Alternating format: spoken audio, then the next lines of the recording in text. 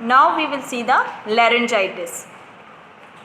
Laryngitis is the medical term for inflammation and swelling of the mucous membrane lining the larynx voice box, which is located in the upper part of the respiratory tract.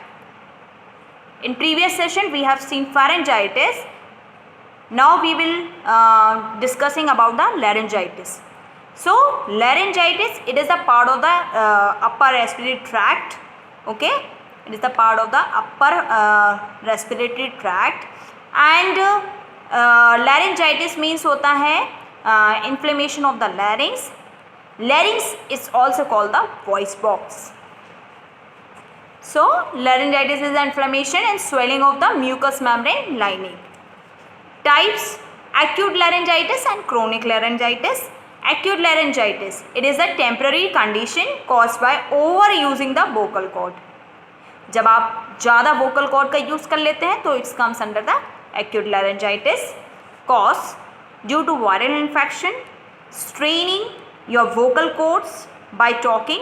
जब हम जोर डालते हैं बात करते समय भी तो उसकी वजह से भी हो सकता है.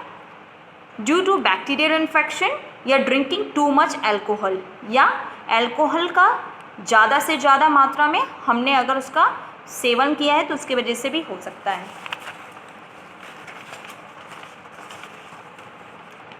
Second one, it is a chronic laryngitis. It results from long term exposure to irritants.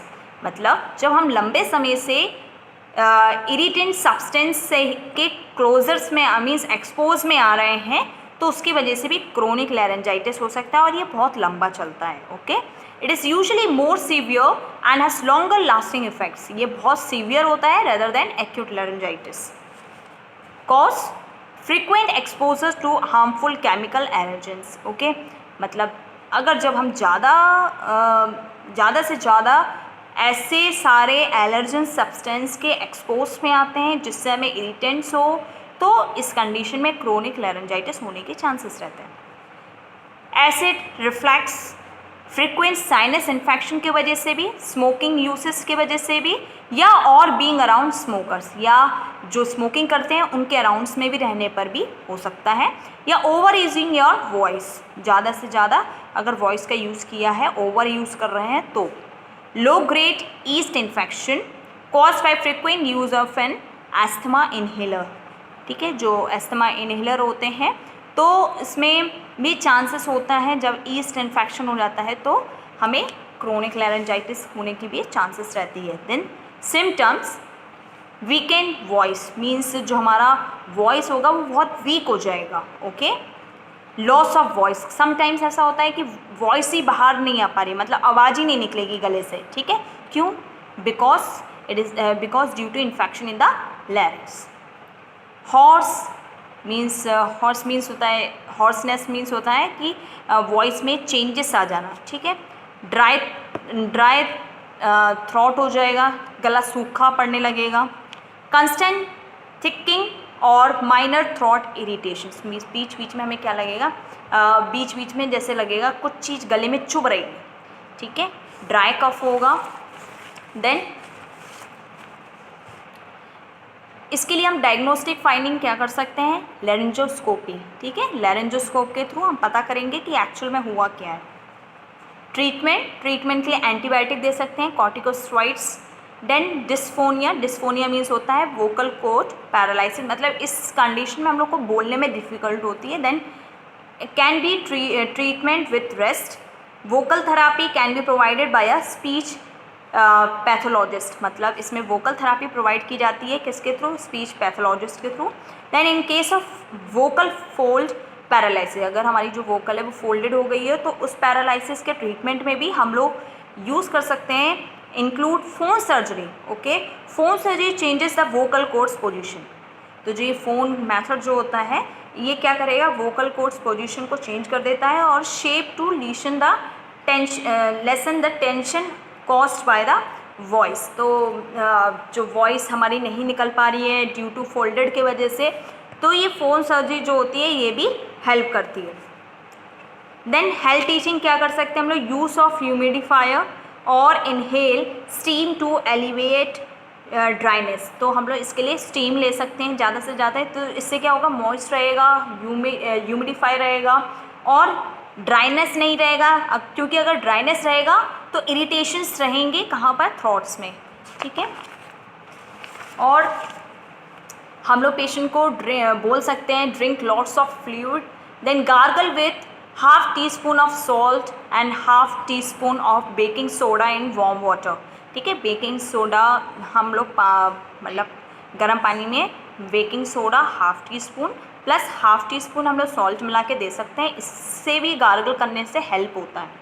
Rest your voice, avoid decongestions which can dry your throat, ठीक है।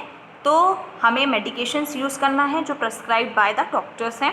Then avoid whispering which can strain be voice, मतलब जो whispering होती है, whispering मतलब धीरे धीरे बोलना, कान में फुसफुसाना, तो ये सारी चीज़ों को मीन्स ये सारे वॉइस को थोड़ा हम लोग को अवॉइड करना है, क्योंकि विस्परिंग करने से क्या होता है, स्ट्रेन ज़्यादा लगता है, जोर ज़्यादा लगेगा, ठीक है। तो here we have seen laryngitis. Laryngitis means it is infection, inflammation and swelling of the mucous membrane lining, ठीक है। that means laryngitis in simple way we can say inflammation of the larynx. Larynx is called the vocal voice also, and it is located in the upper part of the respiratory tract, and it is having two types, acute and chronic laryngitis. Acute laryngitis, it is happening due to overusing the vocal cords, okay. The causes will be viral infections, bacterial infections and drinking too much alcohol, etc. Then chronic laryngitis. Chronic laryngitis we have seen, it is happening due to more exposure to irritants, okay.